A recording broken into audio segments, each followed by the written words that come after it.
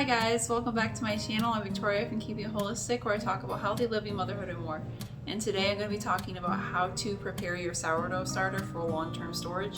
And you have a couple different options, and I'm going to be going over each one and maybe why you want to do it. And I'll be showing you how to prepare your sourdough starter for long-term storage. And this is for people who don't bake as frequently, or you want to take a break from making sourdough, which is actually what I'm going to be doing right now. Because I'm on the GAPS diet, we're not going to be eating sourdough. So it's going to be, they recommend, being on this diet for about 1.5 years or 2 years, depending on your symptoms. So it could be a while before we eat sourdough, and so I wanted to find a way to preserve my sourdough starter, and I researched different options, and so I will be sharing with you the results of my research. So first, let's get into refrigerating your starter. First, I'm going to be talking about how to refrigerate your starter. And with all of these different methods I'm going to be talking about today, you want to make sure that your starter is at least a few weeks old, preferably at least a few months old. You want it to be a more mature starter. And honestly, it's not too much of a loss if your starter is only 3 or 4 weeks old. It's not that big of a deal if you have to restart. But once you have a more mature starter, it's at least a few months old, then you don't really want to restart. You want to have the original starter, but maybe you want to take a break. So my starter that I have here, let's see, I think it's 9 months old or something like that, maybe close to 1 year old, and it's fairly active. I do have sometimes, because I store it a lot in the refrigerator, I have trouble getting it to reactivate sometimes, but it's a more mature starter. And when you put stuff in the refrigerator, you have to take it out every so often to feed it. So for me, I take it out about once a week and feed it, and I feed it normally. And sometimes it may take a few times before it's ready to bake with again. So it could take a couple days before it starts rising and bubbling again. But the refrigerator is a good option if you want to only bake maybe a couple times a month, or once a month, or just once a week like me. So the starter can be good in the refrigerator. If it's a mature starter, it'll be good in the refrigerator for at least up to 2 months or so. So if you forget it in the back of the refrigerator for a month, it's okay. But you might want to, if you're one of those people that does that frequently, you might want to have some kind of a reminder to remember to take it out and feed it so it doesn't die on you. So just remember that when you are going to refrigerate your starter. So refrigeration is good if you are baking somewhat, but you're just not baking every single day. And I do recommend when you refrigerate your starter that you feed it before putting it in the refrigerator. So you want to feed it, maybe you'll bake with it, and then right away, once it's starting to become active, then put it back in the refrigerator. And when you go to take it back out, you want to let it kind of come to room temperature before feeding it. Then you want to feed it and give it a few hours before putting it back in the refrigerator so that it becomes active again. I know some people will accidentally, they don't realize, they'll just think, oh, I'll just feed the starter and put it right back in the refrigerator. It's not going to be good for the starter. The starter needs to have some time to ferment before going in the refrigerator, and the refrigerator does slow down the fermentation time. And then, as I'm going to talk about in a second, the freezer slows it down even more.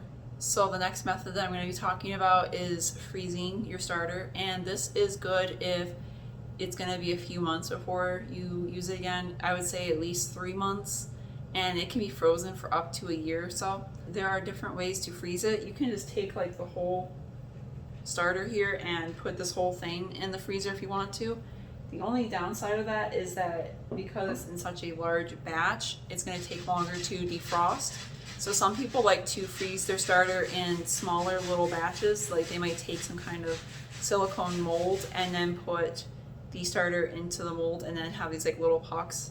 And when you're doing that, you'll want to pour it into the mold, put it in the freezer for a few hours, then take them out of the mold, and then you can put them in a freezer bag or a jar. And when you're freezing sourdough starter, you'll want to put the starter in multiple freezer bags to help prevent freezer burn. You really want to make sure it's really thoroughly covered, and you want to do everything you can to prevent freezer burn, because that is one of the risks of freezing your starter, and it can affect the flavor of the bread. You know, it's not gonna taste as good. It'll have a little bit of that freezer burn taste. So if you want to avoid having that affecting your starter, make sure you really take some precautions before freezing it.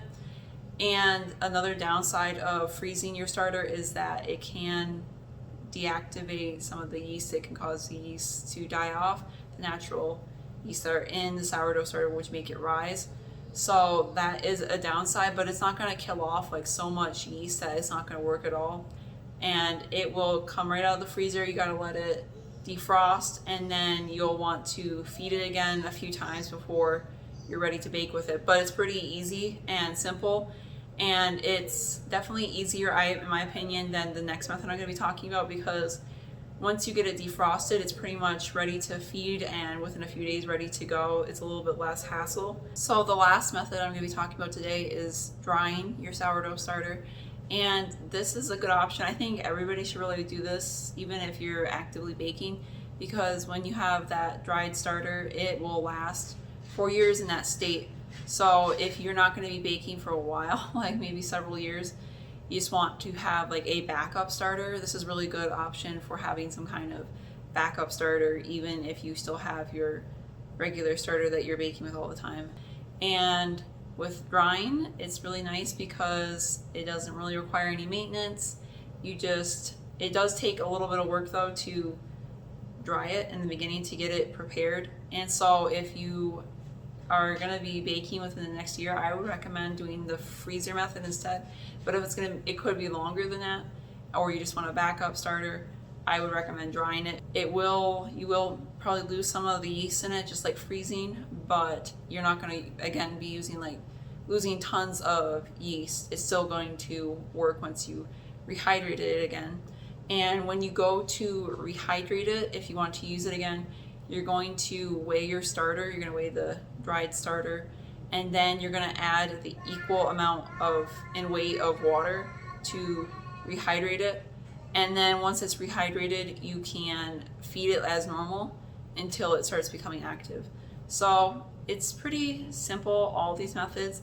It just depends on what you need and what you want to do. You know, how long is it going to be before you bake again? Cool thing about that last method is that you can travel with dried sourdough starter.